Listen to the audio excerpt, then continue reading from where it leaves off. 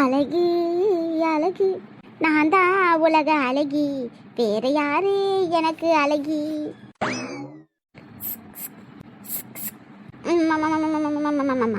ஆஹா, என்ன அழகு, எத்தனை அழகு, கோடி அழகு கொட்டி இருக்கு இந்த உலகத்துல. எனக்கு வேற யாரு நிகர் அழகி. இன்னைக்கு நான் ரொம்ப அழகா இருக்கேனப்பா. இன்னைக்கு என்னை பார்க்குறவங்க அப்படியே அசந்து போயிடுவாங்க. கண்டிப்பா என் அழகுல அத்தனை பேர் கண்ணு இருக்கும். என்ன இதே வீட்டுல ஒருத்தர் ஆள காணோம், எல்லாரும் எங்க போய் தொலைஞ்சாங்கன்னு தெரியலையே. என்னைய பத்தி இவங்களுக்கு மனசுனா தெரியல போல இருக்கு. இங்க தானே உட்காந்து கிடைக்கேன், குத்துக்கல் மாதிரி குத்த வச்சு உட்காந்துட்டு புக்கை படிச்சிட்டு கிடைக்கி. ஆனா என்னைய பார்த்து இவளுக்கு ஆளே தெரியல போல இருக்கு. வீட்டுல ஆளே காணோம் அப்படின்னு சொல்லி பேசிட்டு கிடக்குது பாரு. இந்த பிஷ் எங்க போச்சுன்னு தெரியலையே. ஏ பிஷ், ஹலோ பிஷ், எங்க இருக்க, வெளியே வா.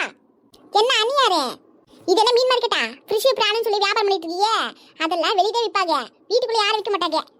என்ன நக்கலா? நான் சொல்றது இந்த வீட்டுல ஒரு பிஷ் இருக்குல்ல, அதுதான் சொன்னேன். எனக்கு அது என்ன இது கூட தெரியாத மாதிரி கேட்குற? அதான் இந்த வீட்டில் ஒரு பொண்ணு இருக்குல்ல, அது பேர் என்னது, மீனா தானே? அதுதான் நான் ஃபிஷ் ஃபிஷ்னு சொல்லி கூப்பிட்டேன். ஏ ஃபிஷ், என்ன அங்கே நட்ட? கம் கம் இங்கே வா. நீங்கள் ஏதோ பேரை மாறி சொல்றீங்கன்னு நினைக்கிறேன். என் பேர் மீனா.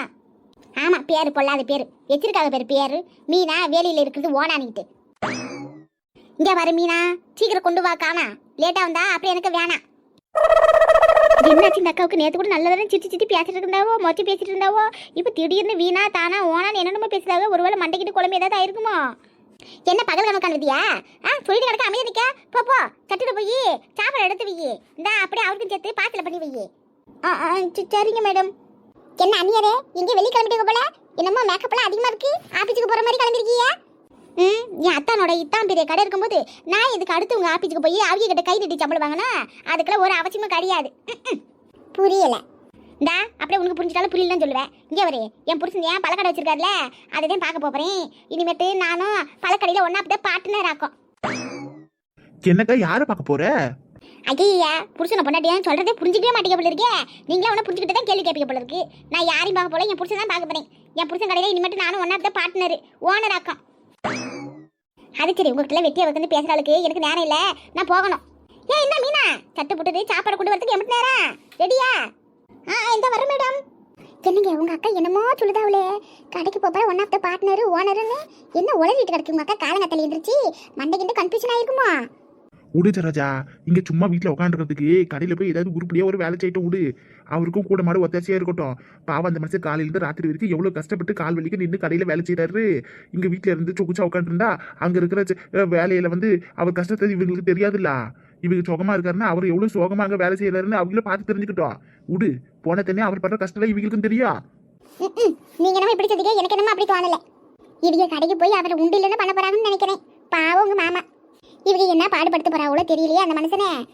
அதெல்லாம் ஒண்ணு இல்ல, மாமா பாத்துக்குவாரு. நீ அதெல்லாம் எதுக்கு நினைச்சிட்டு கிடக்க? விடு, சாப்பிடலாம்ல, நேரம் ஆகுது. சாப்பிடலாங்க, இப்பதான் சமையல் ஆச்சு. மீனாக்கவும் சாப்பிட கொடுத்தாங்க. சரி, உங்களுக்காக தான் வெயிட் பண்ணிட்டு இருந்தேன். மாமாக்கு டிஃபன் கொடுத்தீங்களா? இல்ல, இந்தா இப்ப போய் கொடுத்துட்டு வரேன். சரி, நீங்க போய் மாமாக்கு முதல்ல டிஃபன் கொடுத்துட்டு அப்படியே பக்கத்துல மாத்திரையும் எடுத்து வச்சுட்டு வந்துருக்கேன். அந்த மனுஷன் சாப்பிட்டு போட்டு வரல. சரி போறேன். எம்பிட்டு நேரம் இவளுக்குன்னு தெரியல. என்ன மீனா? இந்த வந்துட்டு மேடம். இந்தாங்க, நீங்க கேட்ட மாதிரியே டிஃபன் பேக் பண்ணிட்டு மேடம். இந்தாங்க லஞ்ச் பேக். ஆமா, என்ன டிஃபன் செஞ்ச? அது இட்லியும் அப்புறம் கத்திரிக்காய் முருங்கால போட்டு சாம்பார் வச்சிருக்கேன். அப்புறம் வேர்க்கடலை சட்னி பண்ணி வச்சிருக்கேன். ஐயா, எப்ப பார்த்தாலும் இந்த வீட்டுல சட்னி சாம்பார் இது தவிர சாப்பிட்றதுக்கு வேற ஒண்ணுமே இருக்காதா? சமைக்கிறதுக்கு உனக்கு ஒண்ணுமே தெரியாதா? சொல்லு பாப்பா. இல்லை மேடம், அது இட்லிக்கு சாம்பார் சட்னி தானே கரெக்டான காம்பினேஷனு. அப்படியே சாம்பார் இருந்தால் மதியானத்துக்கு சேர்த்து சட்னியுமே தான் வச்சுது. அதெல்லாம் எனக்கு தெரியாது. சாம்பார் சாப்பிட்டு நாக்கி சித்து போட்டு பார்த்துக்க. இந்த மாதிரி சாம்பார்லாம் செஞ்சுட்டு கிடக்காத. நல்லா கடினமாக கஷ்டப்பட்டு கடையில் இன்னும் உழைக்கிற மனுஷன் கறி மீன் சாப்பிட்டு உடம்புல தெம்பா இருக்க முடியா? நீ என்ன பண்ணுறது, மதியானத்துக்கு மட்டன் எடுத்து சமைச்சு வை. மட்டன் எடுத்து குழம்பு வச்சிரு, சிக்கன் 65 பண்ணிட்டு அப்படியே முட்டை ஆம்லேட்டும் போட்டுரு. சரியா? நான் சொன்ன எல்லா சமையலும் செஞ்சு முடிச்சு டிஃபன் பாக்ஸ்லாம் அடிச்சு சாப்பாடு கொண்டு வந்துடுறாங்க கடைக்கு. சரியா? மதியானம் கரெக்டாக 1 மணிக்கு சாப்பாடு அங்கே கொண்டு வந்து பார்த்துக்க. அதான் உன் வேலை. அது என்ன அங்கே பார்க்குறவா? ஓ, இவங்க சொன்னதான் நீ சமைப்பியோ? அது சரி. இங்கே பாரு, நான் உன இந்த வீட்டில் சும்மா உட்காந்து சாப்பிட்டு கடலை பார்த்துக்க. என் புருஷனும் சம்பாதிக்கிறாரு. அவர் சம்பாதித்து நான் சாப்பிட்றேன். அவர் கஷ்டப்பட்டு கடையில் நின்று வேலை செய்கிறாரு. கறி மீன் சாப்பிட்டு தானே உடம்புல திம்பு வரா. அதனால தான் சொல்லிட்டேன். அவரும் சரிக்கு சும்மா சம்பாதிச்சு இந்த வீட்டுக்கு பணத்தை கொடுக்குறாருல. அதனால நான் சொல்கிறது இனிமேட்டு சமைக்கிற வேலையை பாரு. சரிங்க மேடம். என்ன நான் சொன்ன மெனுவில் ஞாபகம் இருக்குல்ல? Monday to Sunday. இனிமேட்டு மத்தியானத்துக்கு நான் சொல்கிற மெனு மட்டும் தான் நீ சமைக்கணும் பார்த்துக்க. சரியா? இனிமேட்டு டெய்லி இந்த வீட்டில் கறி மீன் இருக்கணும். இல்லாட்டின்னு வச்சுக்க, நான் மனுஷனாக இருக்க மாட்டேன். இதுக்கு முன்னாடி என் புருஷன் ஒரு வேலை வெட்டியும் செய்யாம வீட்டோட மாப்பிள்ளையா இருந்து உட்காந்து தின்னுட்டு கிடந்தாரு.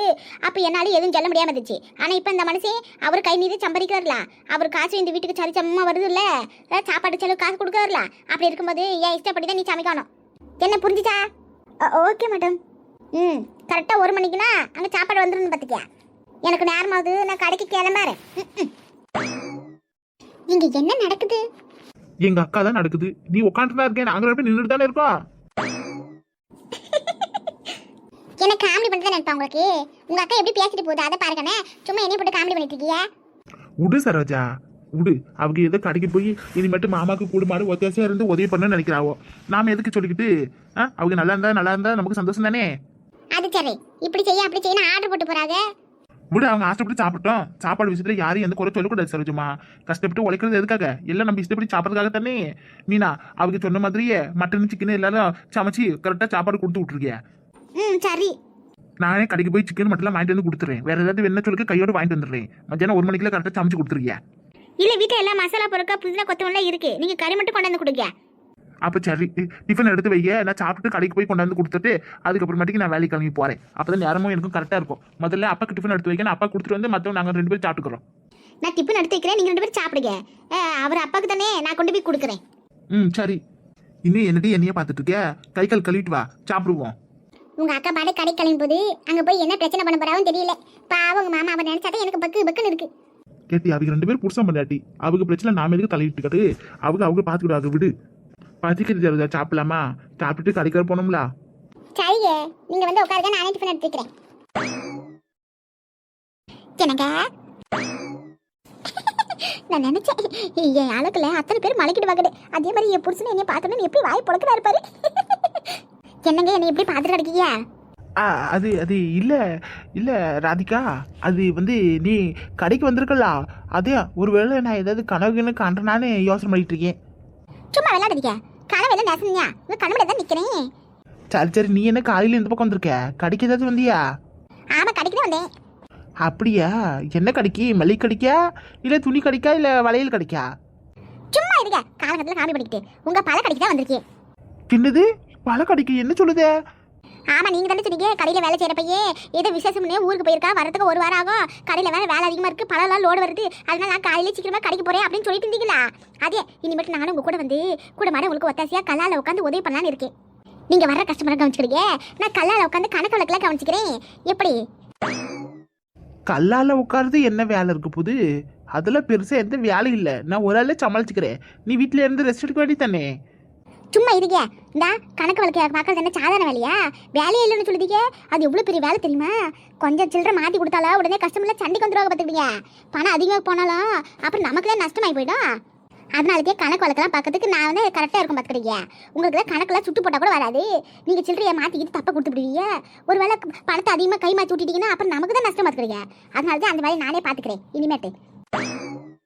சரிதான். ஆமா, இது என்ன கையில பெரிய பையே? காலையில் நீங்கள் சாப்பிட மாட்டீங்களா? அதான் உங்களுக்கு காலையில் இட்லி சட்னி சாம்பார் எல்லாத்தையும் கொண்டாந்துருக்கேன். ஆஹா, மழை அடிச்சு ஊற்றும் போல இருக்கிய. என் பொண்டாட்டி ஆளே மாறிட்டலப்பா. பரவாயில்ல, அவளுக்குள்ளே அறிவு நமக்கு கூடமான ஒத்தாசையாக இருக்கணும்னு நினைக்கிறாளே. பரவாயில்ல, இருக்கட்டும். சீக்கிரம் வாங்க, சாப்பிடுவீங்க. கஸ்டமர் வந்துட்டு அப்புறமாட்டிக்கு சாப்பிட முடியாதுல்ல. ஆளு யாரும் இல்லாத போய் சாப்பிட்டாதே உண்டு. சரி கொண்டா. ஆமா, நீ சாப்பிட்டியா? இல்லை, உங்களோட சேர்ந்து சாப்பிடாமதே நானே சாப்பிட வந்துட்டேன். பாடுறா, அதிர்ச்சிக்கு மேலே அதிர்ச்சியாக கொடுக்குறாளே.